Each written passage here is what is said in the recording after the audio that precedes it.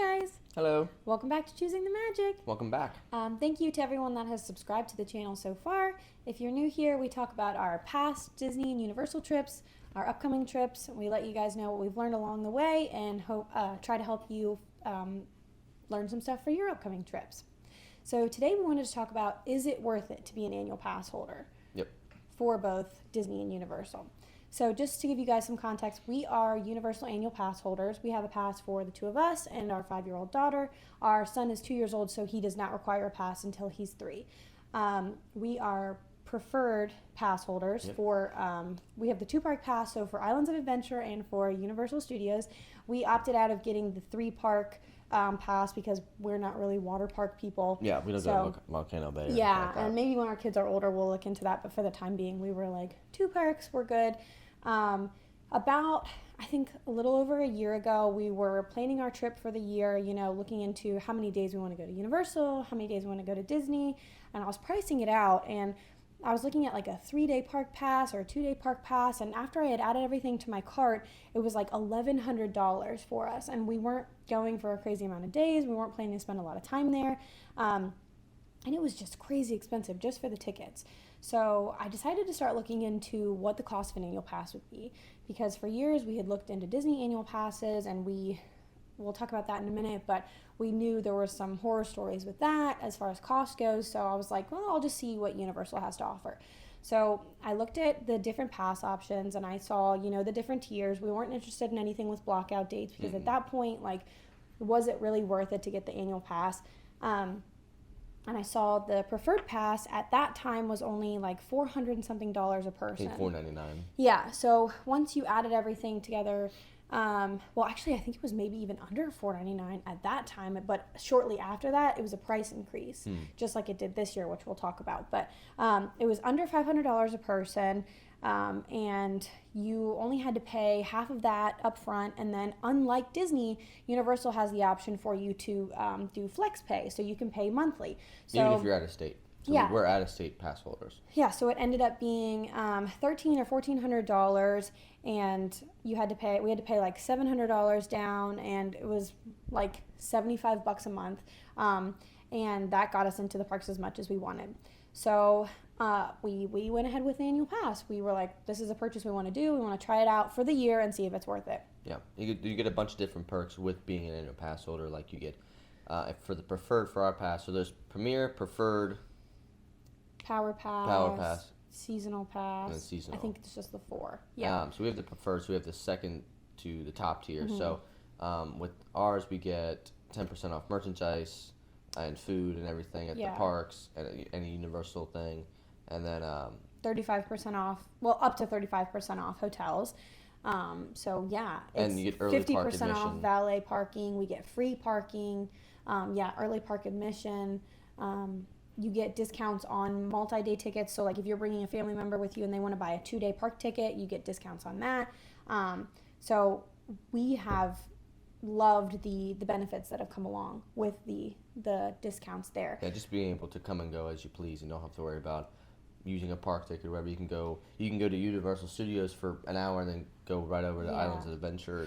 And being an annual pass holder really changes the experience of it to that point. Like, you know, when you're just spending $500 on a 1-day ticket, you want to get in, you want to make sure you accomplish everything, you don't want to waste a second, and you're drained by the end of the day. Having that annual pass, you don't have to be there right when the park opens. You don't have to stay until the very last minute. You know, you can come and go as you please. You can people watch. You can, if you don't ride this thing today, you can ride it tomorrow. It really makes it, you know, a different experience overall.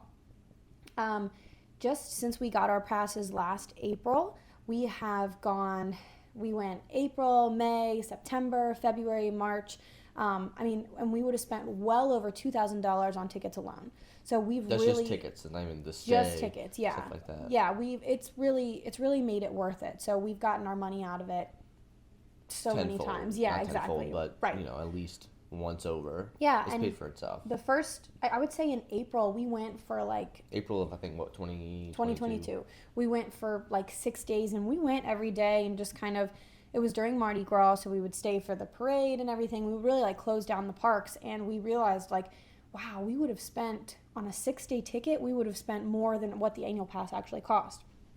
So to that point, I went through to see what Universal's prices were. And of course, this was a couple of days ago that I checked this. Universal actually just increased their prices a little bit to $600, six something per person for the preferred pass. And unfortunately, I don't think there's a cost difference between adults and children. If there is, it's very minimal. It's barely noticeable. But so Universal's offering a special right now. It's like buy 2 days, get 3 days free. And for 2 adults and 1 kid, that would be a total of over $1,100 for that pass. Now, if you were to go get the preferred annual pass, which we have, that would be $1,600 total. So you would pay $800 down, and then you would pay like, I'm gonna have to check my notes here. You would pay like $70 a month. So it's really worth it when you think about that. Now, that was a couple of days ago, so that's going to be a little bit more now because they increased the price about $100, and that's the unfortunate thing. Right now, it makes sense to be an annual pass holder because it works out, but once they open their new park, Epic Universe and everything, and with their competitor Disney's prices, they may continue to raise the prices, and next year, the year after that, it might not be worth it for us to be an annual pass holder. Yeah, it just depends. It just depends on how much the tickets go up compared to the cost of the annual pass. Because really with the annual pass, you have to look at it as, hey, am I going to take multiple trips throughout the year? Yes. If you're just going this one time, you won't go again until another 2 years, then annual pass might not be right for you. But if you're going to go maybe multiple times a year, maybe looking at annual pass because that saves you on the hotels, and you don't have to pay for a park ticket. You really can just pay for your stay and your travel there. Yeah. And with even with an annual pass, they send you coupons on discounted stays, so you can get up to sometimes 45% off hotel stays, so you can stay at a value resort for $89 a night. Yeah. Our next trip, we actually had no plans to go anytime soon, and then Universal sent us an email and was like, we've got additional perks for you, and we were like, we're listening.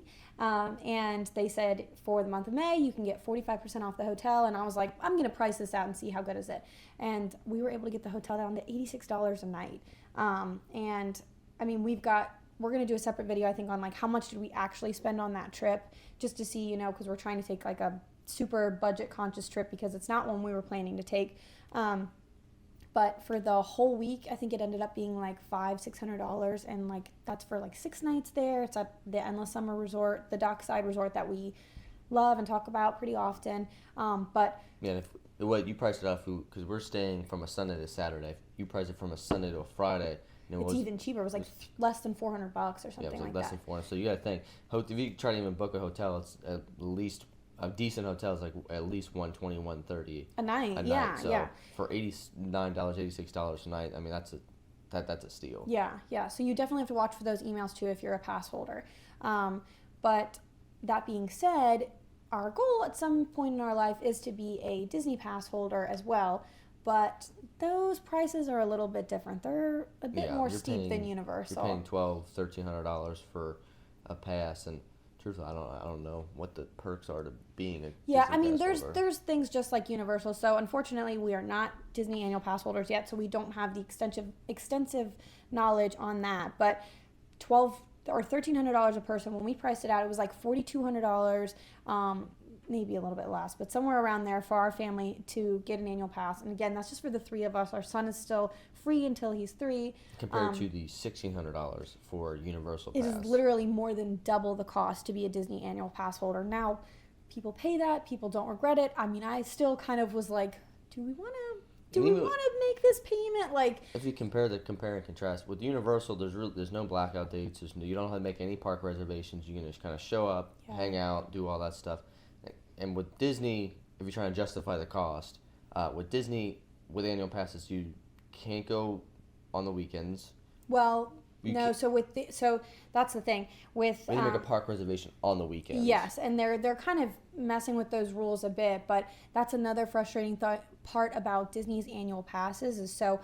like, I wish we were a Florida resident sometimes, because there's the Pirate Pass, Sorcerer Pass, Pixie Pass for Disney, and you can get, I mean, the Pixie Pass is the cheapest one. I think it's like $4 something a person, but you can only go Monday through Friday, and there's a lot of blackout dates. There's the Pirate Pass, Sorcerer Pass. I don't know as much about those, but the only pass that's available to non-Florida residents is the Incredipass, which is like $1,300 a person.